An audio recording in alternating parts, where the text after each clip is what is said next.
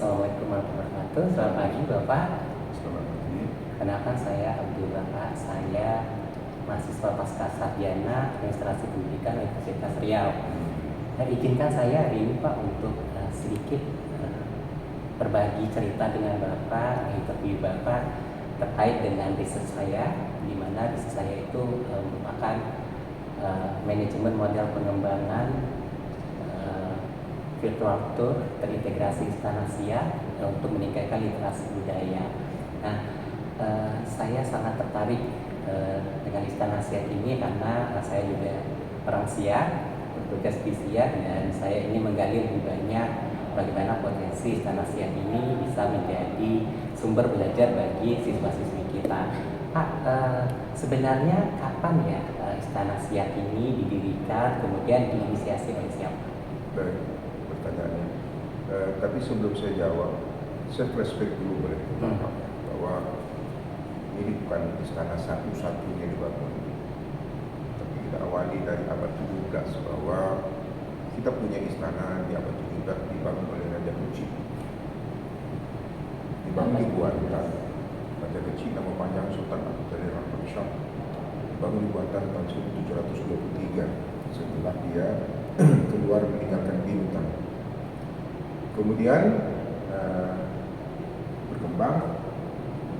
Istana kedua dibangun oleh anaknya Tengku Buah Asmara, itu di Mumpura, ketika digali oleh tim balai arkeologi yang ada di Medan. Ketemu situsnya, bekas benteng, bekas tapak istana, itu di Mumpura. Sekitar tahun 1751. Kemudian istana ketiga dibangun oleh Sultan ketujuh Sayyid Ali, itu di pinggir sungai. Dia memerintah dari tahun 1780 sampai 1810. Jadi diperkirakan istana itu 1781. Jadi dia memindahkan. Kemudian karena abrasi, istana Sungai Siak abrasi yang ketiga itu, karena dulu Sungai Siak itu tidak selebar ini, maka oleh Sultan Hashim ke-11 ya Pak. Dia dilantik jadi Sultan 25 Oktober tahun 1889. Selepas itu dia sekolah privat di Belanda, ketemulah dengan Wilhelmina, kemudian dia ketemu dengan arsitek Jerman namanya Codemonte. Maka dibangunlah istana ini, awalnya tapak itu 1889, selesainya dibangun itu 1893, bergaya Arab Eropa Melayu. Nanti kita bisa lihat view Eropanya Arab Melayu. Nah, pertanyaannya mengapa harus jauh dari pinggir sungai? Nah, itu pertanyaannya. Jadi memang Hashim cerdas pola pikirnya, mindsetnya bagus. Maka ketika timbul pertanyaan, kondisi istana ini ketika mau dibangun itu adalah hutan.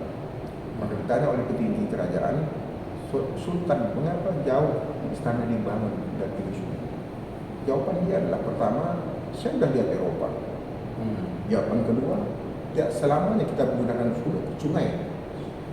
Nanti saya akan buat jalan. Nah, yang penting konsepnya itu, jadi sudah mengarah ke waterfront city, kota mengarah ke sungai.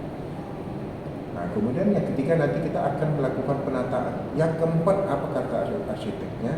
Apakah ratusan tahun yang akan datang rembesan air Sungai Siak itu sampai ke fondasi istana yang membuat kropos. Nah, itu cara pandang yang luar biasa. Maka dibangunlah jauh dari pinggir sungai, dibangunlah ini. Nah, maka istana ini dengan nama Asariyah Al-Hashimiyah, itu artinya ada dua makna. Sebenarnya ada kerinduan Hashim terhadap Bani Hashim, keturunan Nabi. Kemudian kedua, saya lihat di KBBI, Kamus Besar Bahasa Indonesia, museum dan sebuah istana milik Hashim. Itulah istana itu. Yang digelar Matahari Timur, artinya tidak ada bangunan sebagainya ini di abad itu di Pulau Sumatera. Kemudian Pak, ketika istana ini dibangun, berarti Belanda sudah masuk ke Siak ya Pak? Sudah masuk ke Siak.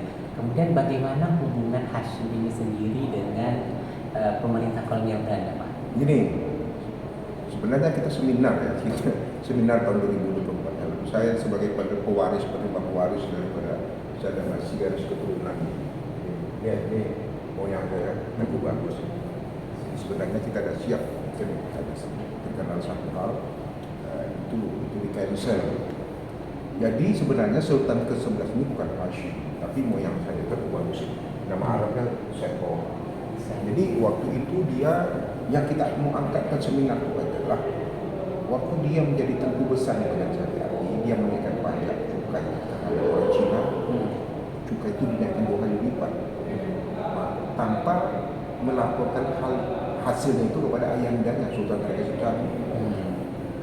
Jadi kecurigaan ayahnya terbukti disuruhnya moyang saya, nak coba pergi kau ke badan syariah, betul ini adik kau menaikkan pajak ini, ternyata betul.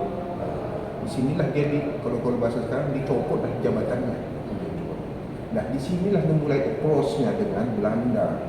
Dengan uang yang apa itu dia melakukan pendekatan ini berbuah hasil ketika ayahandanya Sultan Syarif Qasim I mangkat tahun 1889 itu tepat tanggal 24 Oktober 1889, maka sebelumnya dia menyuruh Belanda menangkap kedua beradik. Ini abangnya, tapi dia istri kedua, Sultan Syarif Qasim I, 2 istrinya. Dari permaisuri pertama, Tengku Cerpanggara, adalah 8 orang anak, 2 laki-laki, Tengku Muda dan Tengku Bagus. Sementara dari istri dia kedua, Tengku Dalam, adalah 2 orang anak, Sultan Ali dan Hashim. Jadi mangkatlah ayahandanya. Sementara ibunda daripada Tengku Bagus yaitu Tengku Cerpanggara minta kepada Belanda, tolong lepaskan salah satu anak kalau dapat lepaskan Tengku Bagus. Tapi disinilah perannya pendekatan dia melakukan pendekatan bahwa Belanda tidak ingin melepaskan dua beradik. Maka yang kebiasaan kerajaan, siapa yang di dekat peti jenazah ayahnya, itulah kalau bahasanya next king-nya, itulah raja berikutnya. Yang ada cuma Sultan Hashim. Maka dinobatkanlah dia jadi Sultan 25 Oktober 1889.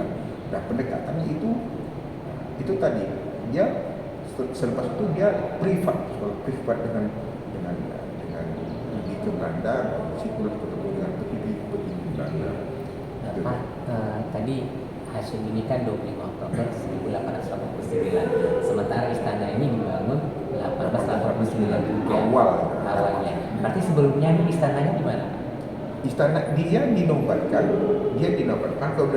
kalau berdasarkan peta apanya itu fotonya di museum Balai Rumusri. Kalau kita lihat Balai Rumusri, sebenarnya tampak Balai Rumusri itu sebenarnya sudah ada di zaman Sultan Syarif Qasim I. Jadi sama dengan peninggalan katanya masjid itu finishingnya betul di zaman Sultan Syarif Qasim II finishingnya, tapi tampaknya itu ada di zaman Sultan Syarif Qasim I. Jadi banyak sebenarnya yang perlu kita luruskan itu. Karena orang tidak ngerti tahun, jadi makanya timbullah tumpang ini. Jadi istananya ketika dia diapakan, istana yang ketiga itu masih berfungsi, tapi tidak lama setelah itu dia muncul karena sudah genting, sudah mengarah betul-betul di pinggir sungai. Jadi tak mungkin lagi ke depan itu dipertahankan. Luar biasa. Kemudian kalau kita lihat di literatur sejarah, nama Sultan Syarif Qasim II ini yang lebih dikenal oleh secara nasional itu. Kenapa bukan Hashim bin Maya yang sepertinya tongkatnya dari dia? Jadi Sultan Syarif Qasim II dikenal pertama, dia sultan terakhir. Sekolah di Belanda, sekolah di Batavia ketika umurnya masih belasan tahun. Kemudian dia Marifatullah. Kemudian satu-satunya kerajaan di Indonesia yang menyerahkan kerajaan ini kepada negara secara tertulis itu tepatnya tanggal 28 November tahun 1945. Kerajaan siap berdiri di belakang NKRI, itu satu-satunya di Mogon, itu runutnya. Kemudian dia menyerahkan bantuan kepada negara itu sebesar 13 juta gulden. 13 juta gulden itu kalau dirupiahkan jatuhnya 1,74 triliun. Kemudian dia menyerahkan mahkota, yang mahkota itu beratnya 1,8 kilogram emas yang sekarang ada di Museum Gajah Jakarta. Kemudian tahun 2025 mahkota itu pernah dipinjam oleh Pak Gubernur waktu itu Pak Wahid. Apa sebab mahkota itu dipinjamkan? Itu latar belakang adalah karena museum itu pernah terbakar sebelumnya. Jadi ada kecurigaan kita, apakah artefak kita itu terbakar? Jadi cara cerdas menjawabnya waktu itu adalah dengan meminjamkan itu, kemudian dipamerkan di Hari Ulang Tahun Provinsi Riau tahun 2025. Terakhir Pak, kira-kira gitu dengan berdirinya ada Istana Siak ini, menurut pandangan Bapak apa yang harus kita lakukan agar literasi budaya, kecintaan budaya Siak ini sendiri bagi anak-anak kita ini akan terus. Ini tantangan kita itu besar karena waktu minggu lalu saya mengikuti simposium yang ditajak oleh Pak Wali keluar lagi istilah Trumel untuk manusia yang dikasih masukan oleh Pak Wakil Bupati bahwa kenapa tidak diganti dengan itu, kan itu berbeda karena bahasa Indonesia kan dari bahasa Melayu dan itu konotasi. Jadi gini, saya menjawabnya pertama adalah menumbuhkan rasa cinta itu terhadap istana ini. Lewat mana? Lewat pendidikan memang, lewat sekolah-sekolah. Makanya ada program P5 itu Riau. Ini kita di sinilah kita mengenalkan dari awal pada anak-anak ini. Kita mulai mungkin dari PAUD di sekitar kota Siak ini mengenalnya itu dengan PAUD. Jadi kalau saran saya pertama, siapapun dia yang datang setelah ini yang namanya anak pelajar ini, bilang saya menghimbau supaya guru atau sekolahnya itu ketika masuk sini itu minta digaetkan. Artinya jangan dibiarkan anak itu bebas di sini, dia tanpa mengenali, dia hanya disuruh mencatat dengan dijelaskan itu beda. Mencatat, kenapa? Karena ada beberapa catatan tahun di sini yang saya kritisi juga bahwa tidak sesuai dengan kenyataan sebenarnya di sejarah. Nah, itu satu. Kemudian kedua, kita harus menjelaskan itu per item. Ini ceritanya ini ceritanya ini cerita ini. Supaya apa? Supaya bisa mereka merekam dengan satu sumber. Sumber itu adalah para guide yang tugas ada di sini, yang mereka juga sudah dididik dengan artian bahwa mereka itu sudah menerima masukan yang sudah dibentur dengan beberapa data yang kesimpulannya adalah bahwa ini walaupun itu ada melenceng sedikit, itu cara mereka menafsirkannya dan kembali kepada mindset. Jadi artinya kita mengenalkan Istana Siak ini untuk kecintaan itu betul-betul ini sebuah budaya yang harus kita pelihara, kita jaga, yaitu dengan rasa cinta, sense of belonging, merasa memiliki daripada istana itu. Antaranya apa? Hormati norma-normanya yang masuk ke dalam. Makanya ada aturan kita, SOP-nya adalah bahwa itu juga himbauan daripada LAM Kabupaten Siak. Masuk istana tidak dibenarkan memakai celana pendek bagi yang sudah dewasa. Itu salah satunya. Menghormati bahwa ini sebuah kerjaan besar. Jadi menutupi aurat. Jadi belum pernahlah kita jumpai tamu yang dari asing walaupun turis pakai tali satu masuk sini, tetap kita himbau untuk menutupi begitu. Ya. Kemudian yang kedua, jangan ada rasa bosan. Ada apa? Kenapa? Karena sudah yang 10 kali datang sini. Ketika kita tanya, kenapa? Ini yang berapa kali? Sudah 10 kali, Pak. Kenapa Anda tidak bosan? Kenapa? Kalau yang di mall itu benda produknya akan berganti, sementara ini mencari barang itu langka. Di sini barang-barang yang tersimpan di dalam istana itu mulai dari abad 16, abad 17, abad 18, abad 19, 20, dan itu klasik langka. Yang nilainya tidak ternilai kalau diuangkan dengan rupiah sekarang ini. Maka ada kecintaan. Nah, tugas kami daripada guide ini adalah harus memberikan pelayanan sebaik-baiknya. Dengan keramah tamahannya, dengan kalian tegur sapanya, dengan cara menegur orang supaya orang bisa betah berlama-lama di dalam istana ini tanpa memandang dan status apapun. Siapapun tamu yang datang ke istana ini harus kita berikan pelayanan sebaik-baiknya. kemudian kita kirimlah ke website situs tentang Istana Siak ini melalui jendelanya Pengaruh Wisata Dinas Pariwisata Indonesia. Itulah yang harus kita perbanyak pada saat ini, dan alhamdulillah tahun 2025 yang lalu kita itu over target daripada jumlah tamu yang disebut saja. Target itu 2006 untuk Ibu Bupati Siak ini dinaikkan lagi ya pengunjungnya.